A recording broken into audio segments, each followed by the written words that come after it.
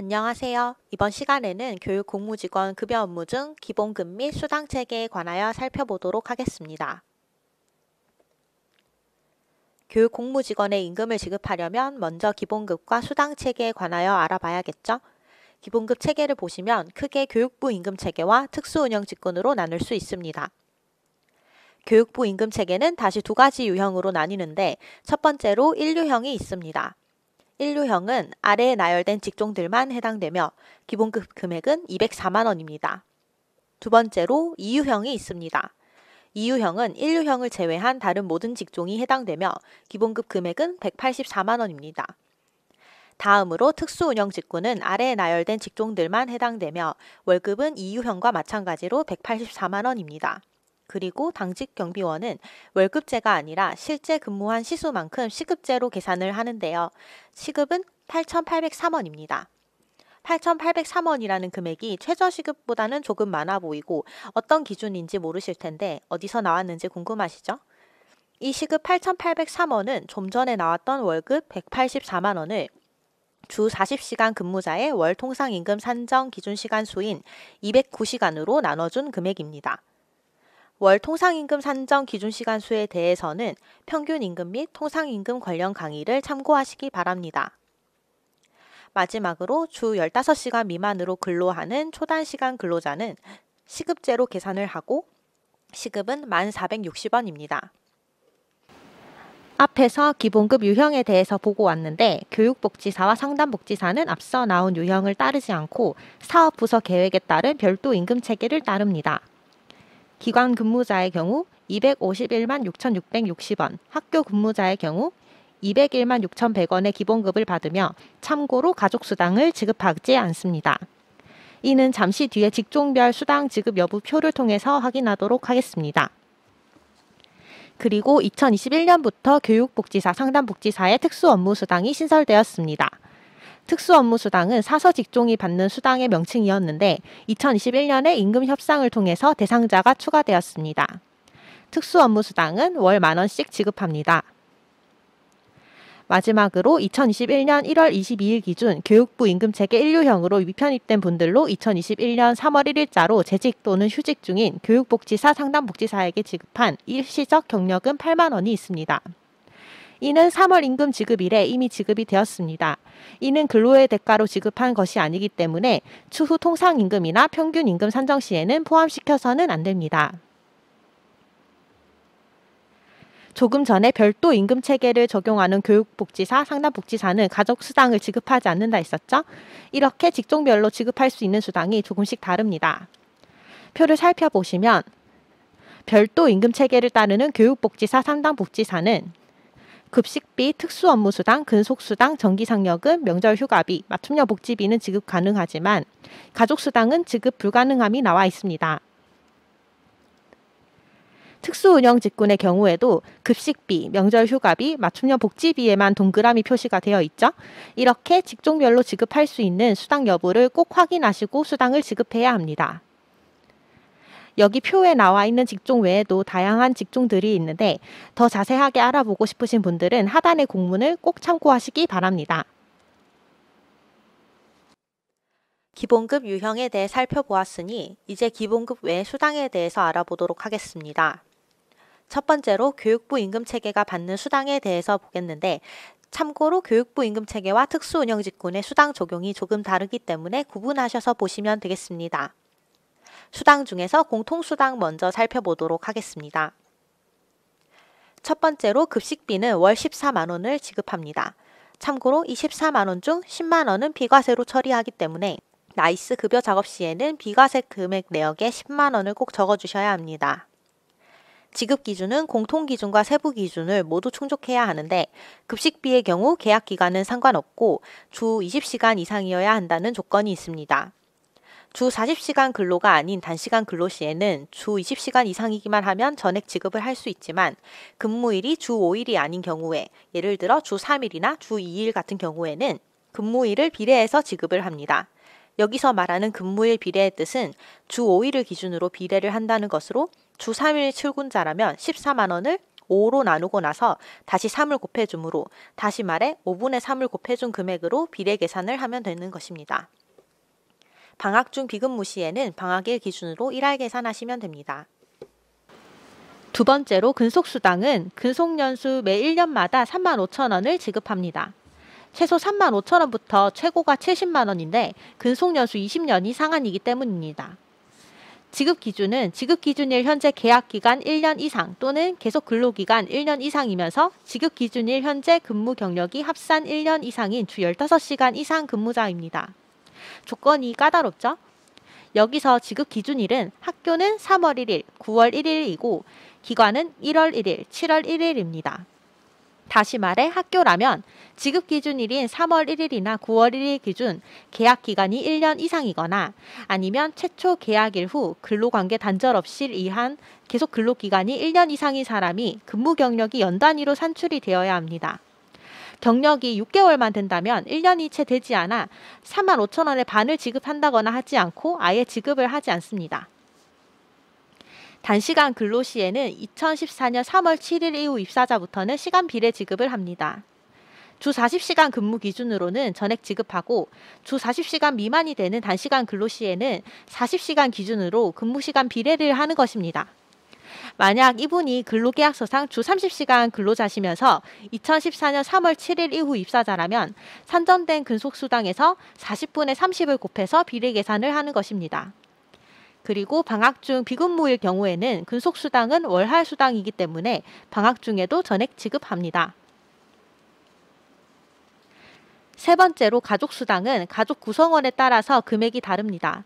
배우자는 월 4만원, 직계 존속, 형제, 첫째 자녀는 월 2만원, 둘째 자녀는 월 6만원, 셋째 자녀부터는 월 10만원입니다. 여기서 셋째 자녀부터라는 물결 표시가 되어 있는데 셋째든 넷째든 다섯째든 각 10만원씩 준다는 것입니다. 지급 기준은 지급 기준일 현재 계약기간 1년 이상 또는 계속 근로기간 1년 이상인 주 15시간 이상 근로자입니다. 여기서 지급 기준일은 당해년도 3월 1일, 기관은 1월 1일입니다. 다시 말해 학교는 지급 기준일인 3월 1일 기준으로 계약을 1년 넘게 했거나 또는 최초 계약일 후 근로관계 단절 없이 계속 근로기간 1년 이상인 주 15시간 이상 근로자면 지급한다는 것입니다. 단시간 근로 시에도 상시 근로자와 마찬가지로 전액 지급하고 방학 중 비근무 시에도 전액 지급합니다. 네 번째로 명절 휴가비는 1년에 2번 설 추석 때 주며 각 60만원씩 연 120만원을 지급합니다. 지급 기준은 지급 기준일인 설 당일 또는 추석 당일에 재직 중이고 또 주 15시간 이상인 계약기간 3개월 초과하는 근로자입니다. 계약기간이 3개월 이상이면서 주 15시간 이상이고 명절에 재직 중이면 모두 지급합니다. 단시간 근로 시에도 전액 지급하고 방학 중 비근무 시에도 전액 지급합니다. 다섯 번째로 정기상여금은 1월, 8월 임금 지급일에 각 45만원씩 연 90만원을 지급합니다. 지급 기준은 계속 근로기간 6개월 이상이면서 지급 기준일에 재직 중인 주 20시간 이상 근로자입니다. 여기서 지급 기준일은 2월 말, 8월 말 재직입니다. 하지만 임금 지급은 1월, 8월 임금 지급일에 하는데 지급 기준일이랑 임금 지급일이 조금 다르다는 것도 주의하시면 되겠습니다. 단시간 근로 시에도 지급 기준만 만족하면 전액 지급하며 방학 중 비근무 시에도 전액 지급합니다. 두 번째로 직무 관련 수당에 관련해서 보겠습니다. 직무 관련 수당은 계약 기간에 상관없이 지급을 하는 수당입니다. 지금 수당명 밑에 G로 시작하는 영문은 나이스 수당 코드입니다. 현재 직무 관련 수당은 교특회계에서 지급하고 있기 때문에 교특회계 코드인 G로 시작하는 코드로 나이스 작업하시면 되겠습니다. 혹시나 학교회계 자체적으로 지급해야 하는 경우가 있다면 H로 시작하는 코드를 사용하시면 됩니다. 첫 번째로 위험 근무 수당이 있는데 월 5만원을 지급합니다. 급식 업무에 종사하고 있는 영양사, 조리사, 조리실무원 중 주 15시간 이상 근무자에게 지급합니다. 단시간 근로 시에는 시간 비례 지급하면 되고 방학 중 비근무 시에도 방학일 기준 일할 계산하시면 됩니다. 두 번째로 면허 가산 수당이 있는데 월 9만원을 관련 자격증을 소지하고 있으면서 주 15시간 이상 근무하는 영양사에게 지급합니다. 단시간 근로 시에는 비례지급, 방학 중 비근무 시에는 일할 계산하시면 됩니다. 세 번째로 면허수당이 있습니다. 앞서 나온 면허 가산수당과 비슷해 보이죠? 하지만 다른 수당입니다. 월 기본급의 5%에 해당되는 금액을 관련 자격증을 소지하고 있으면서 주 15시간 이상 근무하는 조리사에게 지급합니다. 현재 기본급이 184만 원이고 한 달을 근무했다면 184만 원의 5%에 해당되는 금액은 9만 2천 원이 되겠죠? 원래 이 면허수당은 2020년까지는 자격증 가산금이란 명칭으로 지급을 했었습니다. 하지만 2021년부터 면허수당으로 명칭이 변경되었습니다. 앞서 나온 영양사 면허 가산수당과는 다르니 주의하시기 바랍니다. 단시간 근로 시 비례지급, 방학 중 비근무 시에는 일할 계산하시면 됩니다. 네 번째로 조금 전에 나왔던 자격증 가산금이 있습니다.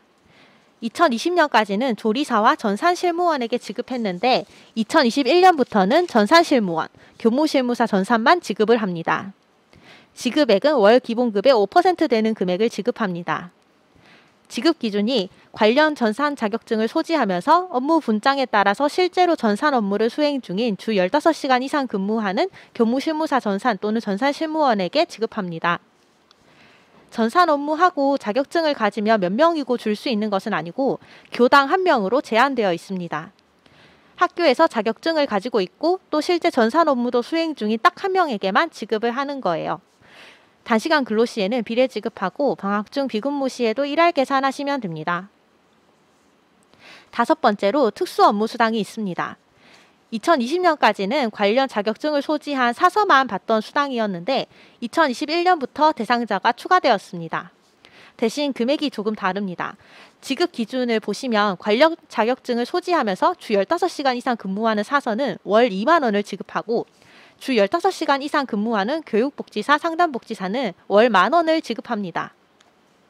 단시간 근로 시에는 비례 지급하지만 다른 직무 관련 수당과는 달리 월할 수당이기 때문에 방학 중 비근무 시에도 전액 지급을 합니다. 마지막으로 맞춤형 복지비를 보겠습니다. 지급액은 연 55만 원을 지급하며 지급 기준은 지급 기준일인 당해년도 3월 1일, 기관은 1월 1일 기준, 계약 기간이 1년 이상이고 계속 근로기간도 1년 이상인 분들께 지급합니다.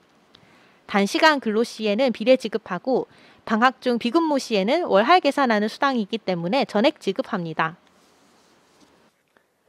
참고로 하단에 2018년 9월 1일자로 직고용 전환된 근로자는 정년퇴직 재고용자의 경우 지급한다고 되어 있습니다. 2018년 9월 1일자로 직고용 전환됐으면서 정년퇴직 연령이 지난 분들이 어떤 분들인지 아시는 분들도 많으실 텐데요. 이는 특수운영직군 유예기간제 근로자를 뜻하는 것입니다. 이 유예기간제 근로자의 경우에는 급식비, 명절휴가비, 맞춤형 복지비를 지급한다는 뜻인데 다시 반대로 생각해보면 유예기간제가 아닌 정년퇴직 재고용자는 뭔가를 지급하지 않는다는 말이겠죠? 정년퇴직 재고용자에 관해서 다음 페이지에서 보겠습니다. 정년퇴직 재고용자는 직종별 정년퇴직 연령을 초과한 근로자를 말합니다.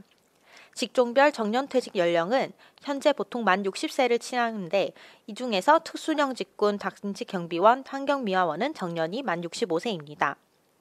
63세의 일반 근로자는 정년퇴직 재고용자로 볼 수 있지만 당직 경비원이나 환경미화원이었다면 아직 정년 전인 근로자가 되는 것이죠. 이런 정년퇴직 재고용자는 수당 지급에 있어서 제한을 받습니다. 기본급 외에 받을 수 있는 수당이 급식비와 위험 근무수당밖에 없습니다. 나머지 수당은 일절 지급하지 않습니다. 하지만 좀 전에 나왔던 예외가 있죠. 2018년 9월 1일자로 직고용 전환된 특수운영직군 유예기간제 근로자의 경우에는 기본급 급식비 외에도 명절휴가비나 맞춤형 복지비까지는 기존 특수운영직군이 받던 대로 계속 지급이 가능한 것입니다. 수당 종류에 대해서 큰 틀에서 살펴봤었는데 몇 가지 수당에 대해서 더 자세히 알아보도록 하겠습니다. 근속수당 먼저 보겠습니다. 근속수당 경력 산정 관련 주의사항이 있는데 공무원 대체 근로자 경력이나 교원 대체 직종 경력은 인정하지 않는다는 것입니다. 예를 들어 행정실무원으로 일하신 분이 있는데 일반적인 행정실무원이 아니라 지방공무원 대체로 일을 하셨다면 추후 근속수당 산정 시에 경력으로 인정하지 않습니다. 이런 분들이 있다면 근속수당 산정 시에 공무원 대체인지 꼭 확인해 보시는 게 좋겠죠? 근속수당에 인정해드리는 경력은 대구광역시 교육청 산하 학교 및 기관에서 교육부 임금체계를 따르면서 주 15시간 이상으로 근무한 교육공무직원 경력이 인정됩니다.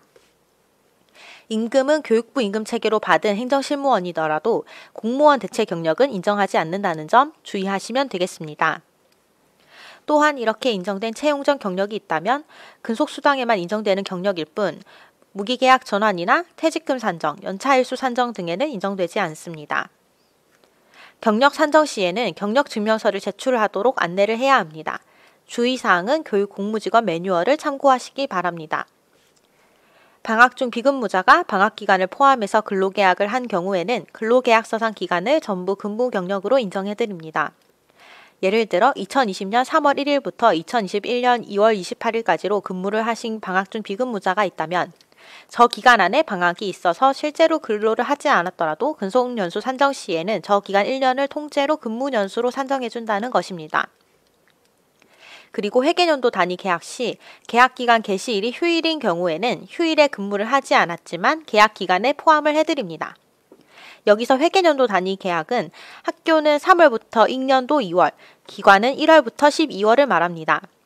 이런 식으로 회계연도 단위로 계약한 경우 계약기간 개시일이 휴일이고 이 휴일이 계약기간에서 제외된 경우라도 경력증명서 발급 시에는 반영해서 근속수당 경력으로 인정해드린다는 것입니다.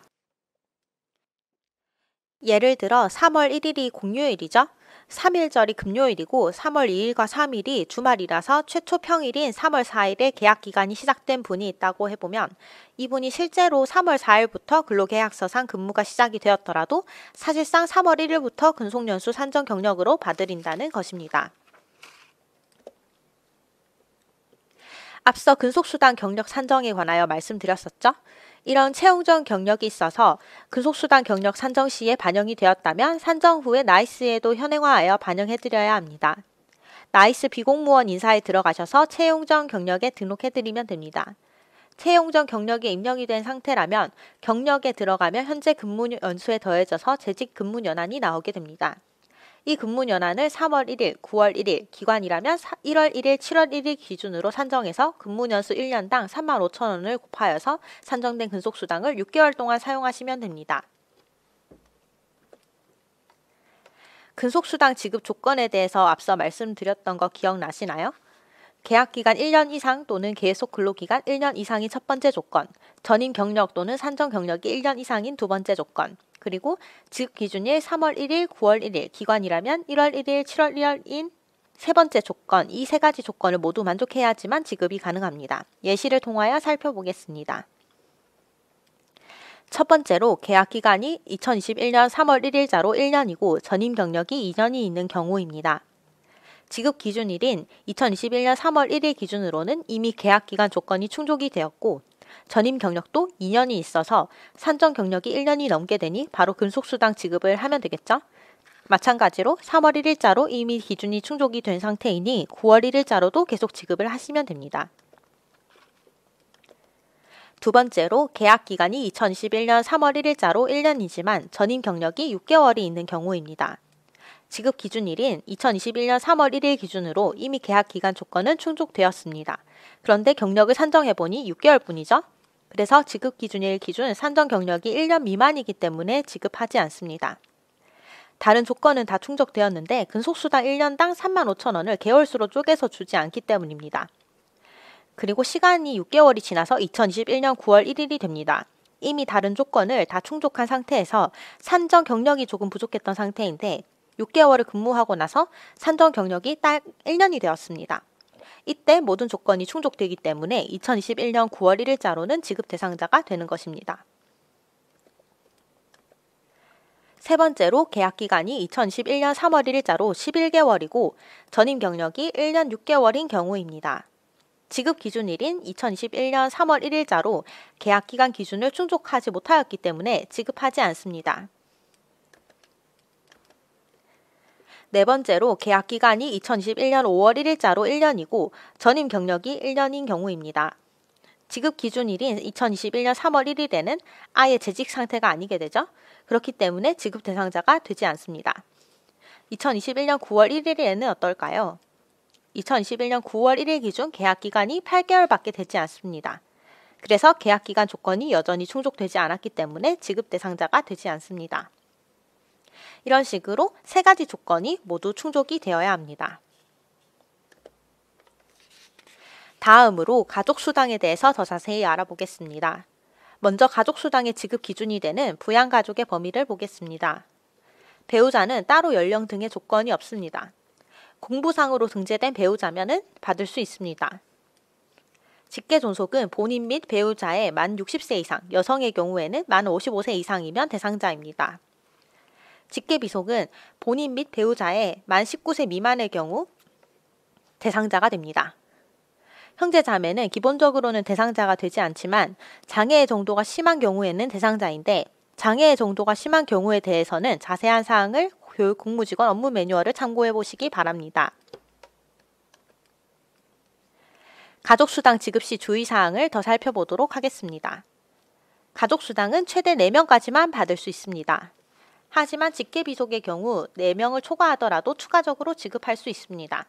만약 이미 4명의 가족수당을 받던 분이 자녀가 더 생긴다면 그 자녀에 대한 가족수당을 추가적으로 받을 수 있는 것입니다. 가족수당을 수령하려면 교육공무직원 본인이 직접 부양가족신고서를 작성해서 등본과 함께 제출을 해야 하고 담당자는 이를 확인한 후에 지급을 할 수 있습니다. 등본을 확인하는 이유는 기본적으로 부양 의무를 가진 교육공무직원과 주민등록표상 같은 세대에 있어 실제로 생계를 같이 하고 있는지를 확인하는 것입니다. 하지만 배우자 및 자녀는 주민등록표상 같은 세대가 아니더라도 지급이 가능합니다. 간혹 직장이나 학업 등의 사유로 세대를 같이 하지 않는 경우가 있는데 배우자나 자녀는 별거하더라도 지급 가능합니다. 이때는 등본 대신에 가족관계 증명서를 받아서 가족사항을 확인할 수 있습니다. 하지만 직계존속의 경우에는 어떤 이유에든 별거 시에는 지급할 수 없습니다. 그래서 직계존속의 경우는 무조건 등본을 확인하셔야 됩니다. 그리고 본인과 별거 중인 배우자와 주민등록표상 세대를 같이 하고 생계를 같이 하는 직계존속에 대해서는 가족수당을 지급 가능합니다. 이 부양가족신고서와 등본은 소속기관이 변동되었거나 가족사항이 변경되었다면 지체 없이 추가 제출을 받아야 합니다. 다음으로 명절 휴가비 지급 시 주의사항을 보겠습니다. 명절 휴가비는 아까 지급 기준일이 명절 당일 재직 중인 교육 공무직원이 대상이라고 말씀드렸었는데요. 이 지급 기준일에 무급병가나 출산 전후 휴가 60일 이후에 무급기간에 있는 근로자는 지급 대상자가 되지 않습니다. 만약 명절 당일에 유급병가를 쓰시거나 유급으로 처리하는 휴가 중에 있었다면 지급 대상자가 되겠지만 무급병가나 출산 전후 휴가 무급기간 중에는 지급 제외합니다. 그리고 특수운영 직군 유예기간제 근로자의 경우에는 다른 정년퇴직 재고용자와는 달리 명절 휴가비도 지급한다고 말씀드렸었죠? 다음으로 정기상여금은 지급 기준일인 2월 말, 8월 말 재직 중인 교육 공무직원에게 1월, 8월 임금 지급일에 지급하는 것이라 말씀드렸었습니다. 여기서 주의해야 될 것은 2월 말을 재직 중이라는 것을 기준으로 1월 임금 지급일에 지급한다는 것입니다. 만약 2월 말에 재직이 예상되어서 1월 임금 지급일에 지급을 했는데 2월 말 이전에 휴직을 하거나 퇴직을 하게 되는 경우가 발생한다면 전액 환수를 해야 합니다. 또 지급 기준일인 2월 말, 8월 말에 사용자의 귀책 사유로 휴업 중인 경우에는 재직으로 간주하고 정기상여금을 지급하시면 됩니다. 다음으로 위험근무수당에 대해서 더 자세하게 알아보겠습니다. 보통 1일 대체 근로자 채용 업무를 하다 보면 조리실무원이나 조리사 대체를 많이 볼 수 있는데 이분들 임금을 지급할 때 중소기업중앙회에서 제공하는 식품가공원 시중노임 단가를 일당으로 사용합니다. 이때 시중노임 단가에는 이미 위험수당이 포함되어 있습니다. 그렇기 때문에 별도로 위험수당을 지급하셔서는 안 됩니다.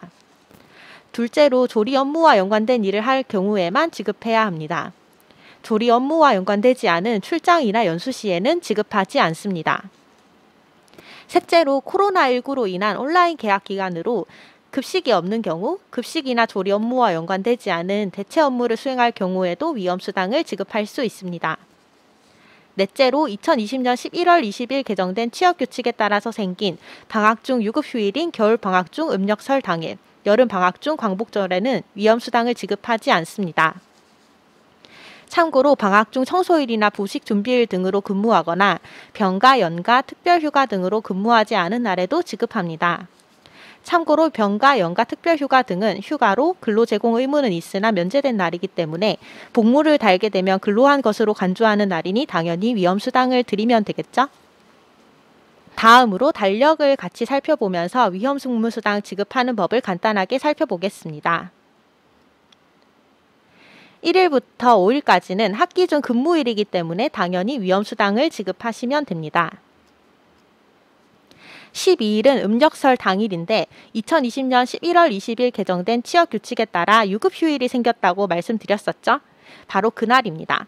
이날은 위험근무수당을 지급하지 않는다고 앞서 말씀드렸었죠?